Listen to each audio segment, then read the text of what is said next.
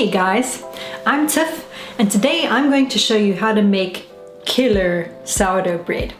It's only 3 or 4 ingredients depending on what you'd like, and it's much healthier than what you can buy in the shops, which has over 27 ingredients for all sorts of reasons. It's like they add one thing but then they add that, so they have to add another thing, and it becomes super unhealthy for you and really inflammatory. Sourdough bread, easy to make, super delicious, and you'll have a nice flat stomach. So let me show you how it's done. Normally you need to make a starter and you need to keep that alive for like 400 years, but I'm going to show you how I make my 7-day starter, which I even use in 5 days. And each time you want to make bread, if you want, you can just restart your starter.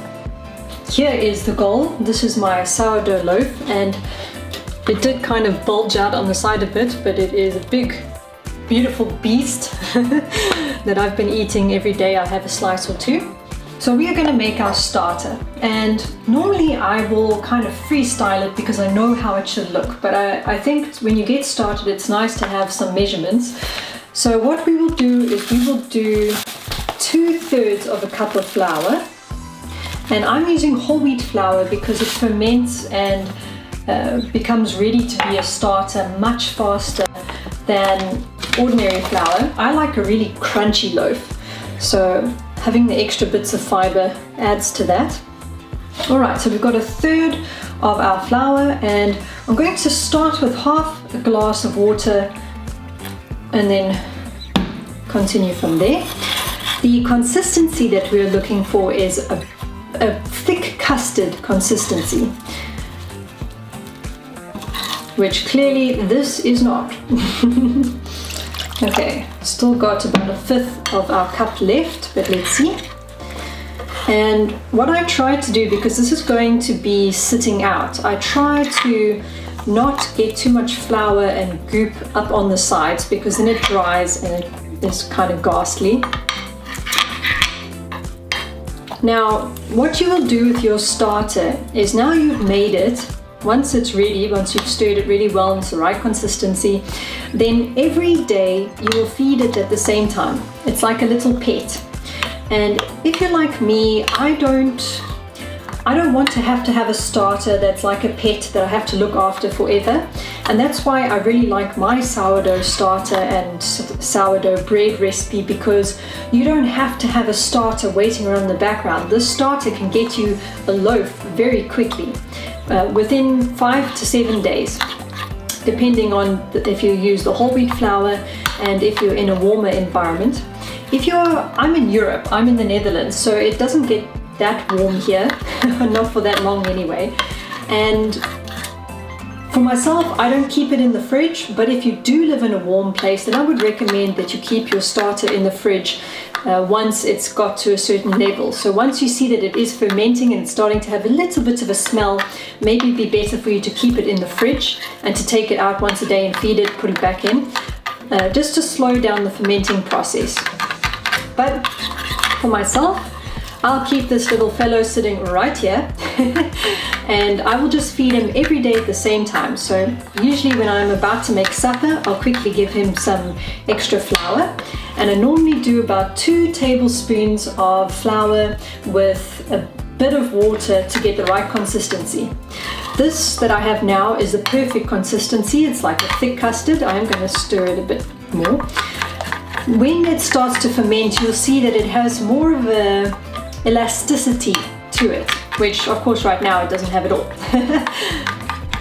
So I'm not going to add the rest of this glass of water. That's how much I have left. And we are ready to start with our starter. So this will just sit here now like a good little mixture, and I have this unsightly lid that I accidentally partially melted, and I just keep it like this, sitting merrily over here, and every day when it is the right time, I give it 2 tablespoons of flour and a bit of water to get the custard consistency. If you wake up in the morning, or if it's not the time that you would feed it, but you see that there is a bit of a layer of water on the top, maybe it's a bit of a purpley color, just give it a stir, it's not a problem. If it's a lot of water, like what often happens is I'll get a thin coverage that covers the whole thing.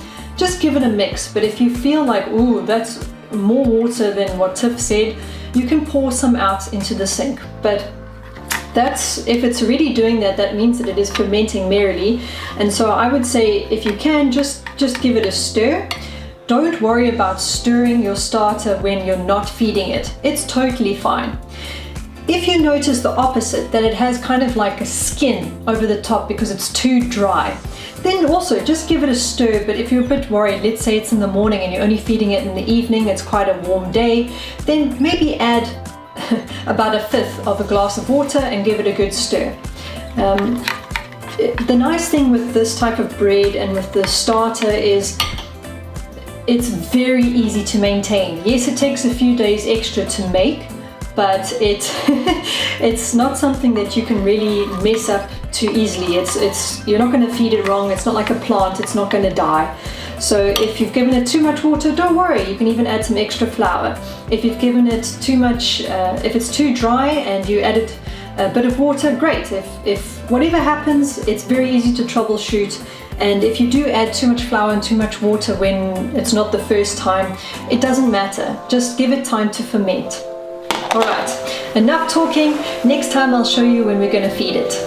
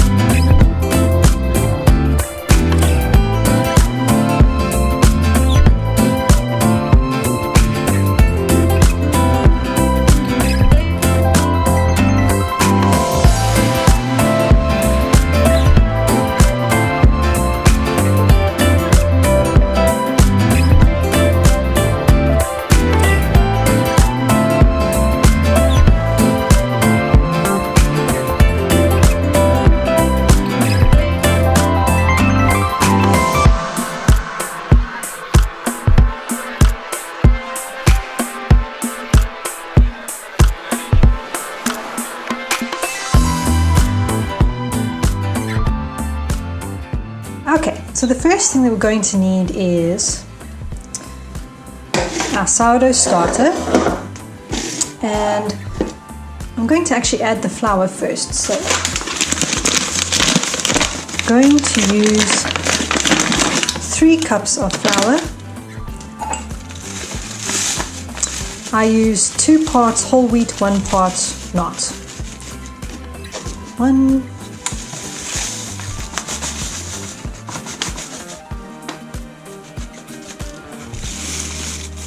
2.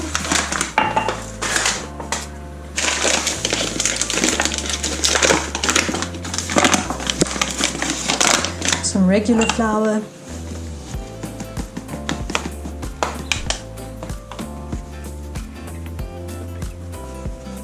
Now we need 2 cups of starter.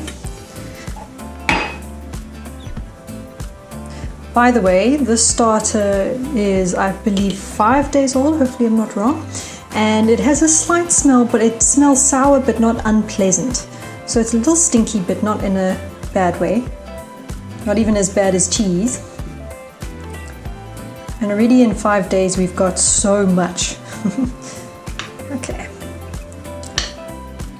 Thank you. 1. Oh.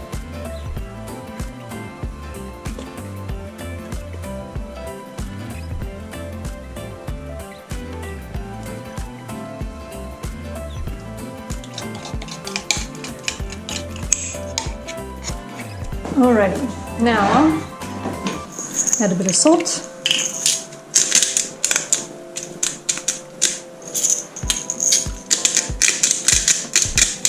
Not too much. I'm going to give that a little bit of a stir.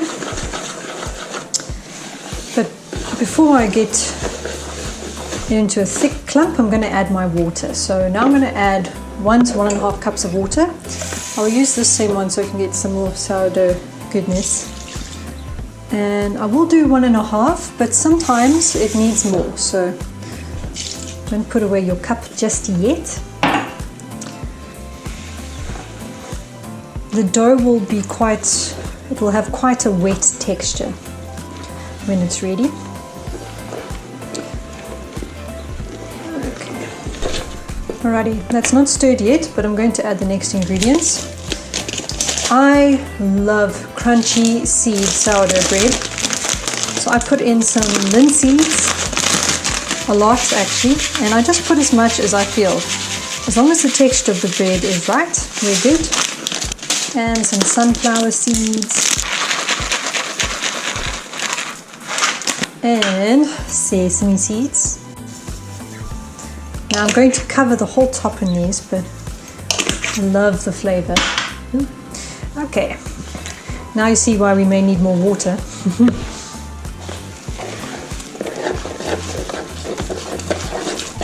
Actually the texture is quite good. Okay, I'm just going to give it a really good mix. Okay, I think the texture is quite good and it definitely has a sourdough smell, but I think it could be a little bit more wet. If it is a bit more wet, it rises more easily. Let's do one bit at a time. Already this is, I think, enough.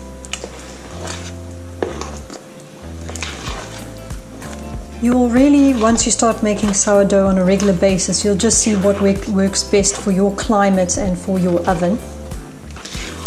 If I let mine rise for 12 hours, I need to have very small amount of dough because otherwise it just leaks all over the sides and goes all over my oven. So I normally do about a 4-hour rise.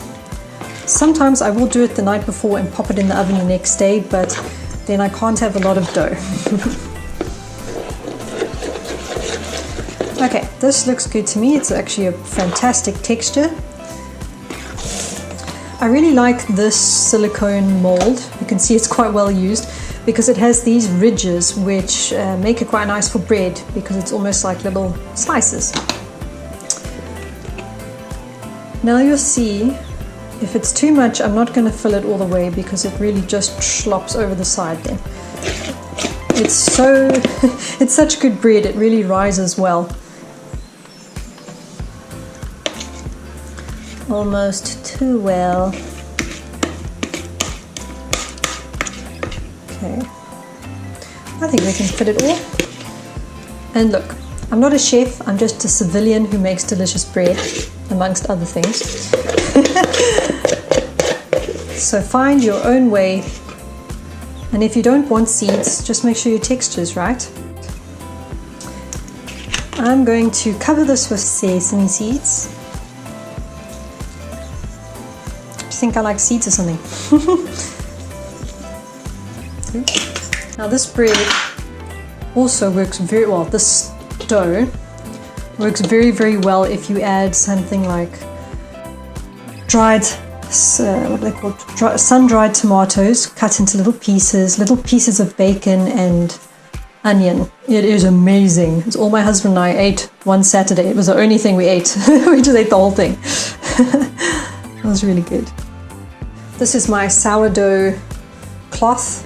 See, it's seen better days, but it's from the Donkey Sanctuary in England.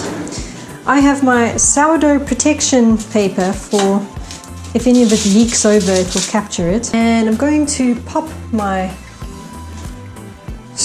loaf, future loaf, in here with this cover protected by the sesame seeds. Give it a little bit of a tuck.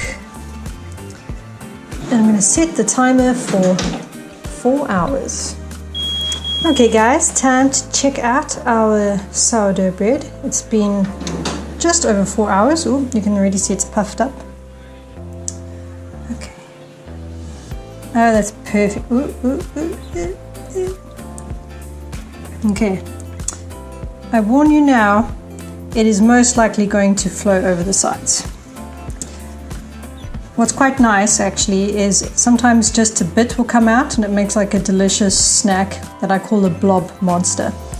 To avoid this, put less batter in your container. Simple as that. For some reason, I make the mistake every time. What I will do is take a very sharp knife and I'm going to create a incision down the middle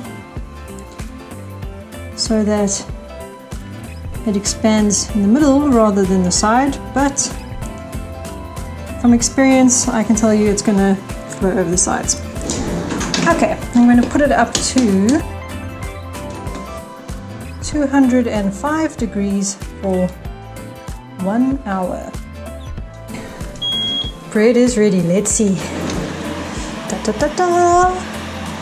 Okay, it did ooze over the sides, but aha, yes, definitely a blob monster, but we were prepared. Wow, that is one mega loaf. And one very funny looking blob monster.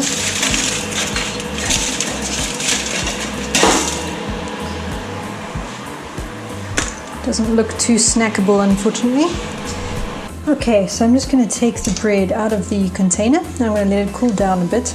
I am quite hungry, so I am keen to have some, but I'm going to let it cool down first.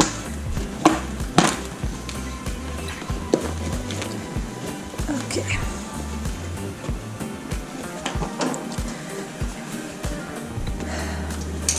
I am just going to trim these edges off. Alright.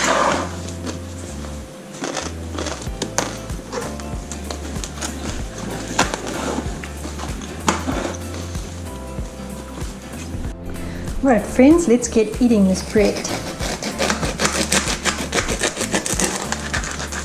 Oh, it's still lovely and warm.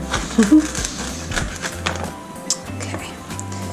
I actually would love a nice crunchy end piece.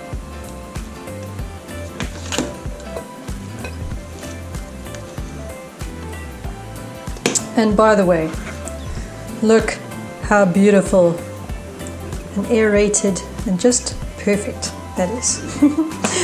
It is delicious. Look at that.